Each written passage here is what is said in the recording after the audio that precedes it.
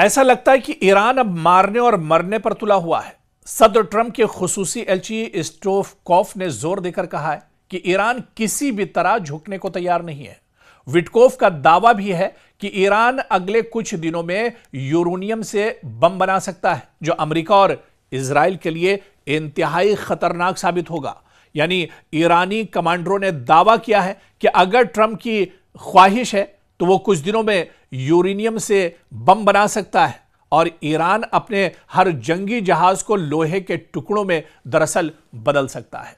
यह दरअसल बहुत बड़ी वार्निंग है जो एक तरह से ईरान ने अमेरिका को नहीं दी है, बल्कि ईरान के ही एक बड़े ओहदेदार ने इसका खदशा जाहिर किया है। अमेरिका के एक बड़े ओहदेदार ने, और उसने दरअसल ये चैलेंज किया है, क्योंकि आप देखिए मशरिक़ वस्ता में लफ्ज़ों की जंग तेज़ हो चुकी है। एक तरफ वाशिंगटन से सख्त बयानात और इंतबाह दी जा रही है, तो दूसरी तरफ तेहरान से भी जारहाना बयानात दिए जा रहे हैं। तेहरान भी अब एक तरह से झुकने को तैयार नहीं है। जिस तरह से अमेरिका ने 10 दिनों का अल्टीमेटम दिया है, तो ईरान ने सिर्फ 7 दिनों का अल्टीमेटम दे दिया है। और ईरान ने कहा है कि हम सिर्फ 7 दिन में यूरेनियम से बम बना सकते हैं। यानी बम बनाने जैसे दावे न सिर्फ सिफारती माहौल को गरमाते हैं, बल्कि आलमी सलामती के लिए भी तशवीश पैदा करते हैं। और आप देखिए कि जिस तरह की बयानबाजी हो रही है, ये बयानबाजी दरअसल आने वाले दिनों में एक बड़े जंग का खदशा भी या पेशखैमा भी हो सकती है, क्योंकि अमेरिका की तरफ से पिछले कुछ महीनों से लगातार बयानबाजी हो रही है। और जो बयान अमेरिका की तरफ से दिए जा रहे हैं, उस बयान पर उससे कहीं सख्त बयान या उससे कहीं सख्त हमला दरअसल ईरान की तरफ से किया जा रहा है। और ईरान भी अब बिल्कुल झुकने के मूड में नजर नहीं आ रहा है। और ईरान की तरफ से जो बयान आया है कि सिर्फ 7 दिनों के अंदर यूरेनियम बम बनाया जा सकता है, दरअसल ईरान की तरफ से बयान नहीं है, लेकिन अमेरिका के ही एक बड़े ओहदेदार ने यह कहा है कि जो डोनाल्ड ट्रंप के भी बहुत करीबी हैं। उन्होंने कहा है कि ईरान अब इस पोजीशन में है कि वो महज 7 दिनों में यूरेनियम का बम बना सकता है, यानी एटमी बम बना सकता है। और अगर यह बम ईरान तैयार कर लेता है तो फिर अमेरिका की खैर नहीं है। मशरिक़ वस्ता में इजराइल एक तरह से बचेगा नहीं। मशरिक़ वस्ता में अमेरिका के जो एयर बेस हैं वो एक तरह से तबाह बर्बाद हो जाएंगे, नेस्त नाबूद हो जाएंगे, और ईरान बहुत मजबूत हो जाएगा।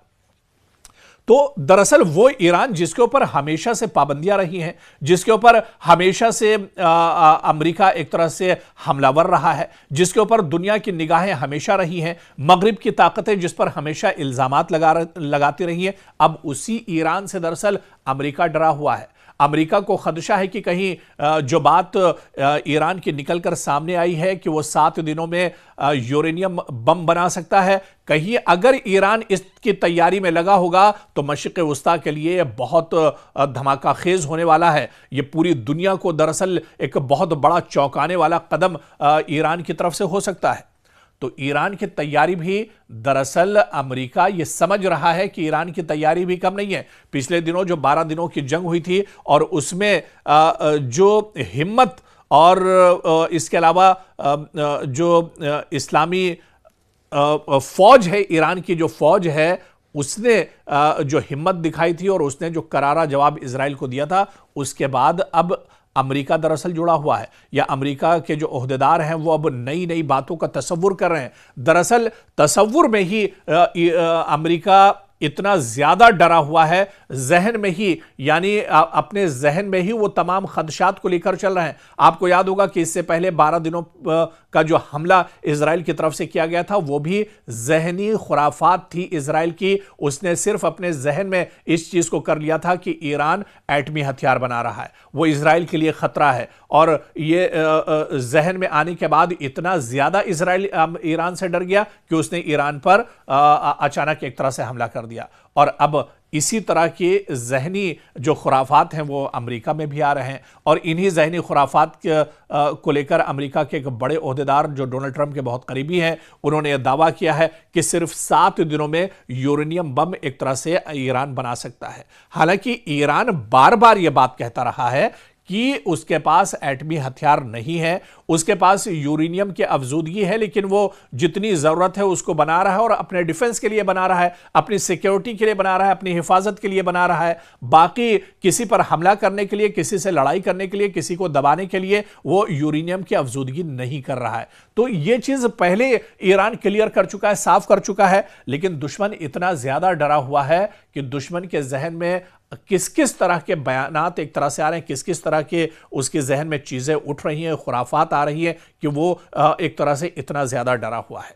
अब क्या कुछ इसके असरात होंगे जिस तरह के हालात हैं, क्योंकि जो बयानबाजी हो रही है वो एक तरह से बहुत इसके जो नतायज होंगे, जाहिर सी बात है कि अगर जंग होती है तो जंग के नतीजे अच्छे नहीं होते हैं, खून खराबा होता है, जानी नुकसान होता है, माली नुकसान होता है, लेकिन पूरी दुनिया यही चाह रही कि जंग ना हो तो बेहतर है। हालांकि ईरान भी जंग नहीं चाहता है और जो माहिरीन और एक्सपर्ट की बात करें तो वो भी यही बताते हैं कि अमेरिका भी जंग नहीं चाहता है, लेकिन अमेरिका की दरअसल जो दादागिरी है, जो उसकी हठधर्मी है और उसकी अब इज्जत पर एक तरह से बनाई है, और इसी वजह से इस तरह की बयानबाजी अमेरिका की तरफ से की जा रही है। हालांकि सच्चाई यह है कि इस पूरे तनाजुर में अमेरिका दरअसल दबाव का शिकार है।